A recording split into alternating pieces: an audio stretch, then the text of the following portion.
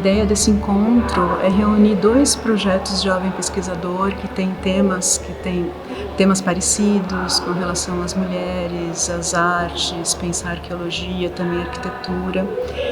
Então a gente já tem uma parceria acadêmica, mas é a primeira vez que que todas as duas equipes estão juntas, todos os alunos estão juntos, mas também pesquisadores, parceiros que estão no exterior puderam participar de forma online. E algumas também mulheres representantes das comunidades que são parceiras do meu projeto. Queria dar as boas-vindas a vocês, dizer que a gente está muito feliz de finalmente estar oficializando e concretizando esse encontro. Muitas afinidades, né? Afinidade de pesquisa, de tema. Então eu quero agradecer à professora Renata Martins por essa iniciativa de aproximar esses dois projetos de Jovem Pesquisador FAPESP e também suas equipes de pesquisa. É uma oportunidade muito importante para nos conhecermos melhor, para trocar ideias, experiências e perspectivas de pesquisas.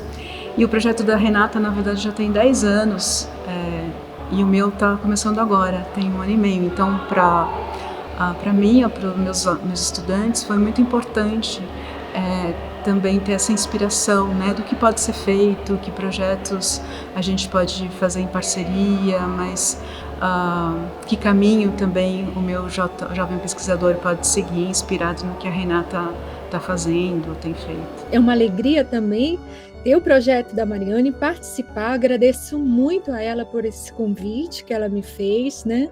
E também esse encontro vem nessa direção, né, da gente se aproximar ainda mais dos nossos grupos, né? Eu acredito muito na força modificadora e propulsora de coisas grandes e boas e lindas para a vida da gente, como pesquisador, como professor, de vocês estudantes, nos grandes projetos, né? A gente sabe da potência disso, a gente sabe da importância que isso tem da FAPESP, né, apoiando essas ideias, essas perspectivas novas, e no caso aqui são 2 projetos, um de história da arte, da arquitetura, do território, e o de arqueologia, a potência que tem a arqueologia hoje. Então, o encontro desses 2 projetos, né, gera ainda mais, duplifica, né, me leva ao quadrado as nossas ações, né?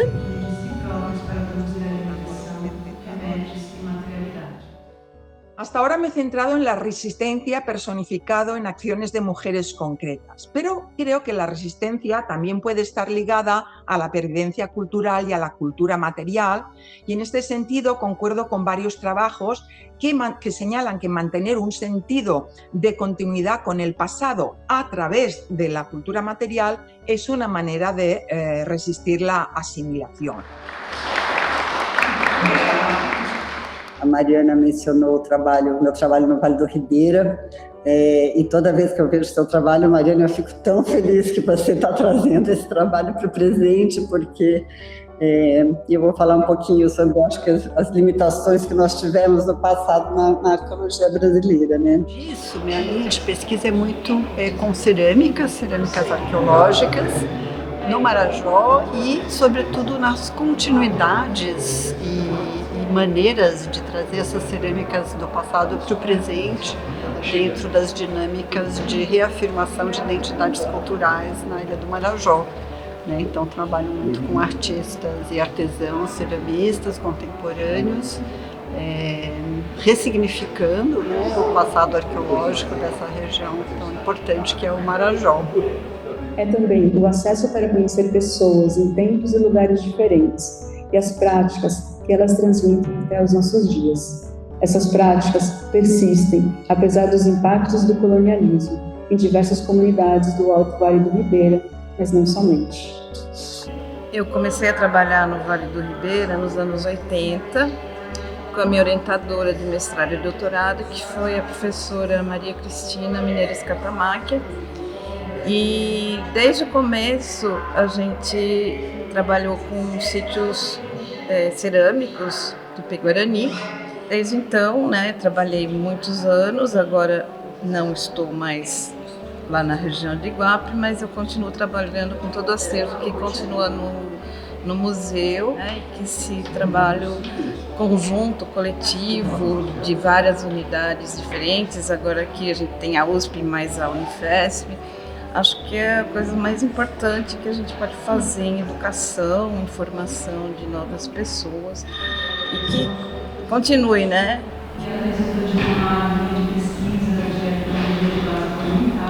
O projeto tem desenvolvido pesquisas em 5 linhas, né, principais.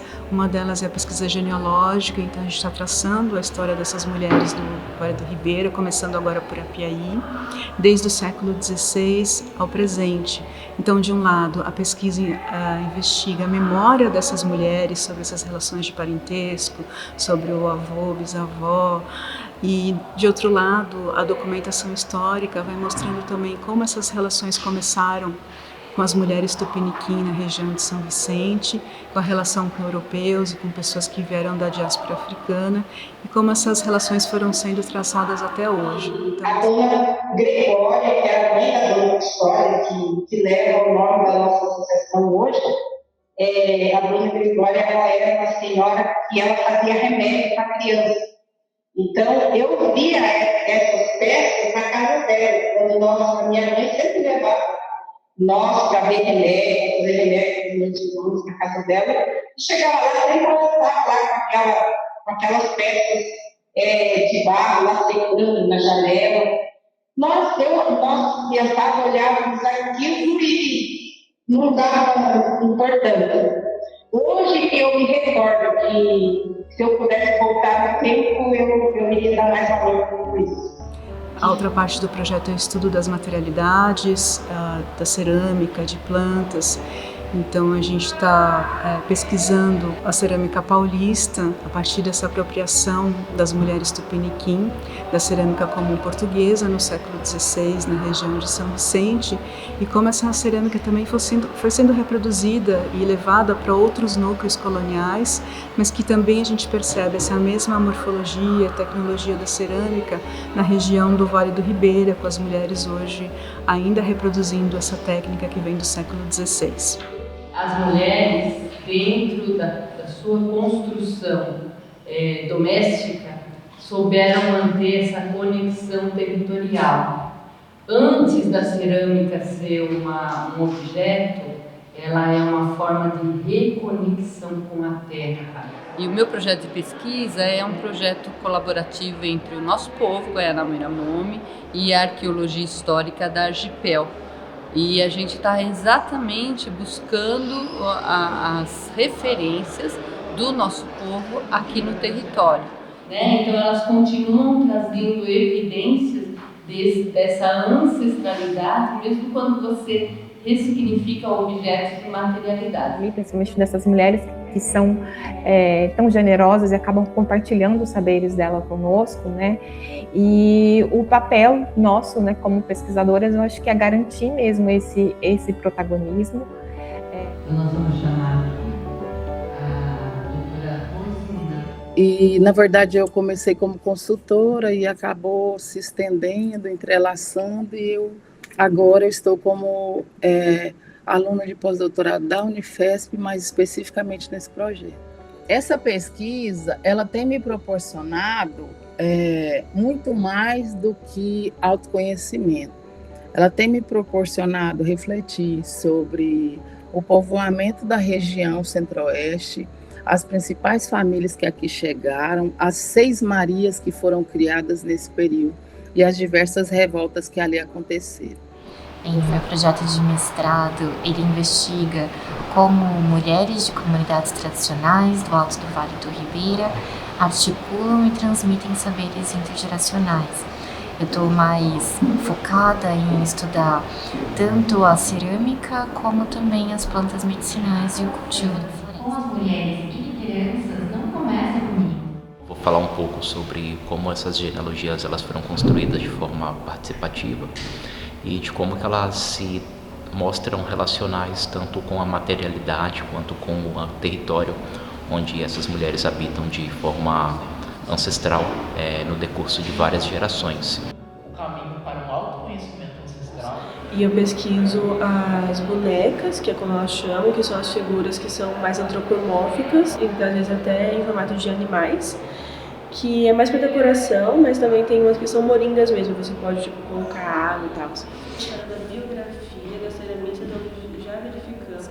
Trabalho com acervo fotográfico do projeto, trabalhando com a reconstrução de vasilhas inteiras, em fragmentos de vasilhas, fazendo a reconstrução digital, também fazendo a descrição funcional de cada uma dessas vasilhas.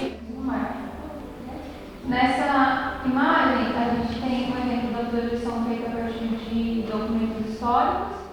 E teve a pesquisa nas coleções em mais de 50 museus aqui em São Paulo, onde a gente pôde fazer a diferenciação da cerâmica. Eu trabalho com uma pesquisa interdisciplinar, misturando tudo o que for possível de todas as ciências com a arqueologia. Eu tenho mais recentemente trabalhado com mapeamentos, tentando entender o processo histórico, que foi característico aqui de São Paulo, na relação e interação especialmente da população tupiniquim com os europeus e depois com as pessoas da diáspora africana, e a sua descendência, que hoje são reconhecidos como caiçaras, quilombolas, caipiras, e pessoas que já nem usam mais essas definições, no se encuadran en ninguna de ellas.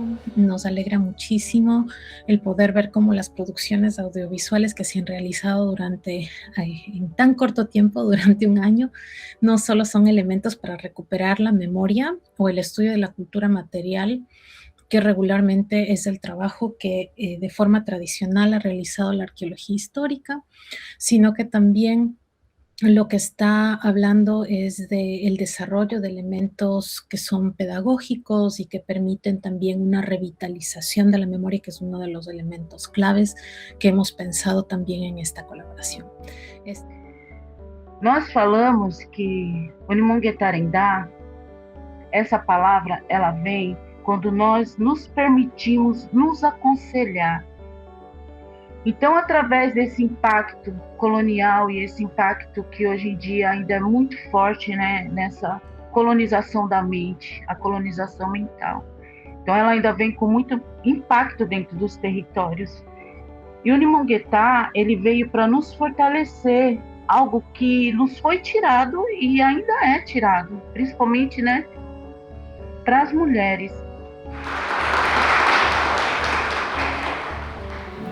O projeto foi elaborado em parceria com representantes das comunidades, então tudo que foi pensado, que pesquisar, que abordagem, né, será feita, foi a partir também desse diálogo com as comunidades ali do Vale do Ribeira, sobre qual conhecimento ou qual técnica eles gostariam que o projeto levantasse. E assim, esse projeto foi maravilhoso, despertou muito olhares, né, que a gente não tinha mais sobre o artesanato, vamos dizer, mais antigo, né, e como as famílias, tem várias famílias ainda que são, como que eu vou dizer assim, os pais, os mais antigos, são famílias indígenas, principalmente em Bom Sucesso de Tararé, e no Encapoeirado, então, assim, é um artesanato maravilhoso, né?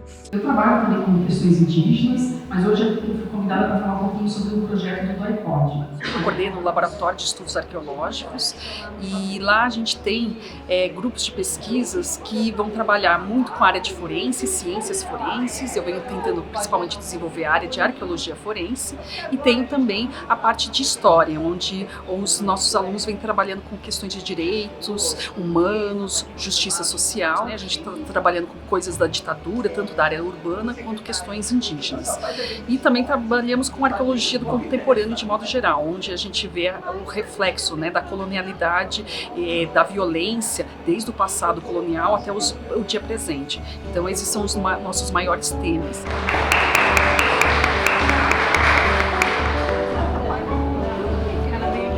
Esse projeto Barroco-Açu, ele, na verdade, é uma continuidade do projeto Barroco Cifrado, então a gente está completando 10 anos agora, em outubro, de projetos, e são estudos multidisciplinares, sempre foram, né? Sempre envolveram arqueologia, antropologia, etnografia, história da arte, da arquitetura, né, urbanização. Esse é um pouco o percurso, né? Então tudo começa, é aí que surge o grupo Abya-Yala, enquanto um grupo de pesquisa ligado à graduação, e que começa a reunir uma série de estudantes ali na Faculdade de Arquitetura da USP para realizarem ICs, realizarem projetos de extensão. Então, olhando para essas circulações, né, em escala global que estão acontecendo ali na primeira modernidade. A gente passou alguns dias, né, trabalhando nesse material, fazendo as pinturas e tendo conversa, e teve aqui na merenda dele. Tudo isso está online. Eu comecei a minha pesquisa lá com a Renata, fazendo mapeamento de coleções etnográficas de objetos tucano. Hoje eu estou na FEFELESH com mestrado, dando continuidade nessa pesquisa. E estar aqui hoje foi muito interessante porque é uma possibilidade de troca, de ver o que as outras pessoas estão pesquisando e aprender com elas e expandir as nossas possibilidades de atuação, de conversa e de pesquisa. Foi muito bacana. E por fim, esse último das terras quilombolas demarcadas, um material didático escrito de apoio para a formação dos professores, os mapas. Então aqui a gente detalha um pouco mais como foi esse processo do projeto editorial que a gente elaborou. Um conjunto de estudantes da Faculdade de Arquitetura de graduação por uma atividade de extensão, o coletivo Maluco, que é o coletivo negro da FAO. Foi muito importante esse diálogo que a gente teve hoje, principalmente para mostrar como as disciplinas de graduação têm muito diálogo com os projetos do Abya-Yala, como muitos dos nossos projetos são formados a partir do diálogo com os alunos. E como todo esse compartilhamento cria coisas muito bonitas e projetos que têm muita potência em comunicar diferentes perspectivas de mundo e diferentes culturas. Prazer. Perspectivas que foram construindo essa... Estou integrado esse laboratório desde 2022 e desde então a gente desenvolve também muitas atividades de extensão em várias frentes.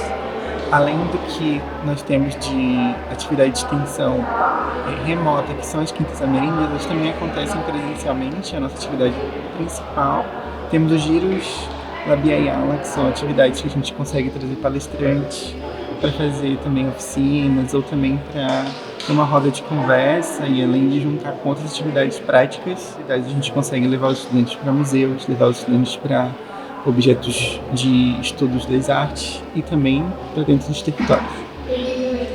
As ações de resistência por conta de invasões do território quilombola no Pará. Minha pesquisa ela é voltada para um acervo de objetos etnográficos que está lá em Portugal, no Museu da Ciência da Universidade de Coimbra, e eu trago para a FAUSP um pouco dessa discussão das artes indígenas e de objetos etnográficos que estão exilados fora do país e vão perdendo a sua agência, mas que quando a gente revisita esses objetos e traz eles para o território, a gente começa a perceber essa multiplicidade de agências.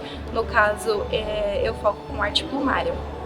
Durante a apresentação, foi apresentada no trabalho final, orientado pela professora Renata, e ele tem como tema os coletivos de mulheres. E a gente trabalha muito com essa cooperação dentro da pesquisa, onde além de temas muito parecidos, às vezes a metodologia também entre os projetos, elas se intercalam e se completam.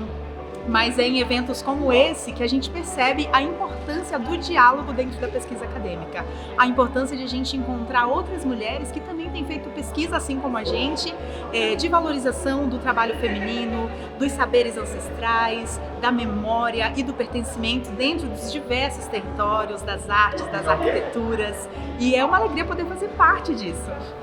Esse evento foi muito importante porque ele trouxe uma miríade de muitos saberes, de várias linhas de pesquisa que se juntam para caracterizar diversos aspectos da arte que pode ser registrado na história, na arqueologia, que estão espalhados em museus pelo mundo, pelo Brasil, e que mostram de uma forma maravilhosa os saberes indígenas, quilombolas e das suas descendências no presente na floresta e nas cidades.